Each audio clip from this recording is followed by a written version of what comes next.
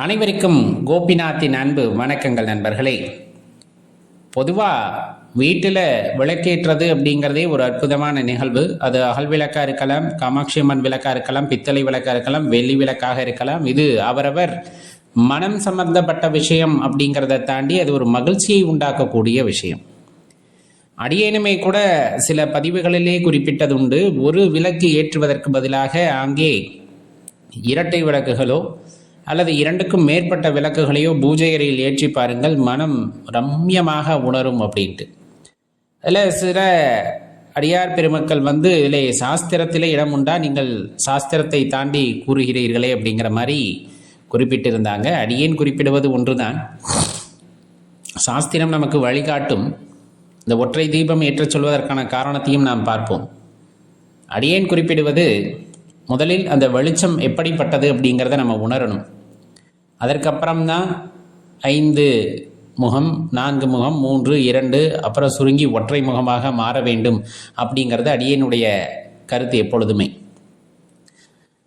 வெளிச்சம் எவ்வளவு ரம்யமானது அப்படிங்கிறத நம்ம உணர்ந்துக்கிட்டோம்னா, அது படிப்படியாக குறையும் போது நமக்குள் அந்த வெளிச்சத்தை, அந்த மங்கலான வெளிச்சத்தை பார்க்க முடியுமா அப்படிங்கிறத ஒரு ஏக்கமாக ஏற்படுத்த வேண்டும் அப்படிங்கிறது தான் அதனுடைய நோக்கமும் கூட. இறைவன் ஜோதி ரூபமானவன் அப்படிங்கிறத உணர்ந்து கொள்வதற்கு. அப்போ தெளிவாக உணர்ந்து கொள்ள வேண்டிய விஷயம், வீட்டிலே 2 விளக்கு ஏற்றலாமா, ஏற்றலாம். 5 விளக்கு ஏற்றலாமா, ஏற்றலாம். ஒற்றை விளக்கு மட்டும் ஏற்றலாமா, ஏற்றலாம். ஆனால் தெரிந்து கொள்ள வேண்டிய விஷயம், அதில் உண்டான வெளிச்சத்தை பற்றி மட்டுமல்ல, அந்த வெளிச்சம் அப்படிங்கிறது நம்முள் இருக்கிறது அப்படிங்கிறத உணர்த்துவதற்காகத்தான் அந்த விளக்கீடு அப்படிங்கிற ஒரு விஷயமே. அப்படியெல்லாம் பார்த்தா ஆலயங்களில், கருவறைகளில் எத்தனை முகம் எரிகிறது அப்படின்னு நம்ம எண்ணி பார்த்தா நம்மளுக்கு தெரிஞ்சிடும். ஏன்னா எல்லோருமே கேட்பது தானே, வீட்டில் போய் இரட்டை விளக்கு ஏற்ற சொல்கிறீர்களே அப்படின்ட்டு. வீடும் கருவறை தான், அதுலேயும் பூஜை அறையும் கருவறை தான். ஆலயங்களுக்கு சென்று பார்த்தால் தெரியும் அல்லவா, அங்கு எத்தனை முகங்கள் எரிகிறது அப்படின்ட்டு. அப்போ அதன் வாயிலாக தெரிந்து கொள்ள வேண்டியது என்னன்னா, அந்த வெளிச்சங்களின் வாயிலாக அந்த கருணாமூர்த்தியை கருவறையிலே காண முடியும் அப்படின்னா, வீட்டிலே அதிக வெளிச்சத்தை உண்டாக்குவதன் மூலமாக, அதாவது விளக்கு மூலமாக நாம் வெளிச்சத்தை உண்டாக்கும் போது வீட்டு பூஜை அறையிலே இருக்கக்கூடிய கருணாமூர்த்தியை நம்மால் உணர்ந்து கொள்ள முடியும். ஏன்னா நம்முடைய பார்வை இன்னும் விசாலம் அடையவில்லை அப்படிங்கிறது தான் உண்மை. நம்முடைய பார்வை பறந்துபட்டு இருக்கிறது அப்படின்னா ஒற்றை விளக்கு போதும் இறைவனை காண்பதற்கு. நம்முடைய பார்வை ரொம்ப குறுகி இருக்கு அப்படிங்கும் போது கொஞ்சம் அதிக வெளிச்சம் தேவைப்படுகிறது அப்படிங்கிற தாற்பயத்தை புரிந்து கொள்ளுங்கள். அவ்வளவுதான் அடியேன் குறிப்பிடுவது. இப்போ விளக்கு அப்படிங்கிறது சாதாரண விஷயமாக எடுத்துக்கொள்பவர்களுக்கு அது ஒரு சாதாரண விஷயம். விளக்கிலே இறைவனின் அந்த ஒரு அருட்பெரும் கருணையை சொல்லக்கூடிய வரிகள் இருக்கிறது அப்படின்னு உணர்ந்து கொள்பவர்களுக்கு அது மிகப்பெரிய விஷயம். அதை தாண்டியவர்களால் பயணிக்க முடியாது. காரணம், அதிலே பொதிந்து கிடக்கின்ற உண்மை அப்படிங்கிறது.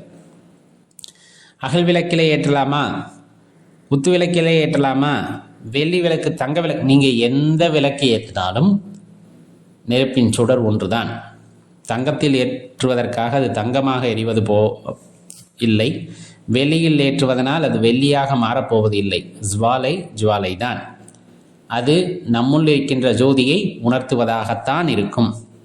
இல்லை, நம்ம மரபுபடி வந்தோன்னா ஆரம்ப காலகட்டத்தில் நம்ம மண் விளக்கு, கல் விளக்கு அதையெல்லாம் ஏற்றியிருப்போம். பழமை மாறாமல் இருக்க வேண்டும் அப்படிங்கிறதுக்காக, அதை மறந்துவிட வேண்டாம் என்பதற்காக அதில் ஏற்றுகிறார்கள். அதற்கு பின்னர் அந்த உலோகங்கள், தனிமங்கள் எல்லாம் கண்டுபிடித்ததற்கு அப்புறமாக அதில் இறைவனின் உருவப்படத்தை வைத்து தான் ஏற்ற வேண்டும் என்று ஒரு சிலர், அதுலேயும் பலவிதமான உருவங்களை செய்து ஏற்ற வேண்டும், அப்போது தான் பலன் கிடைக்கும். அப்படியெல்லாம் ஒன்றும் இல்லைன்னா நாத்திகம் கிடையாது. இது அந்த தீபம் அப்படிங்கிறது தெய்வம்.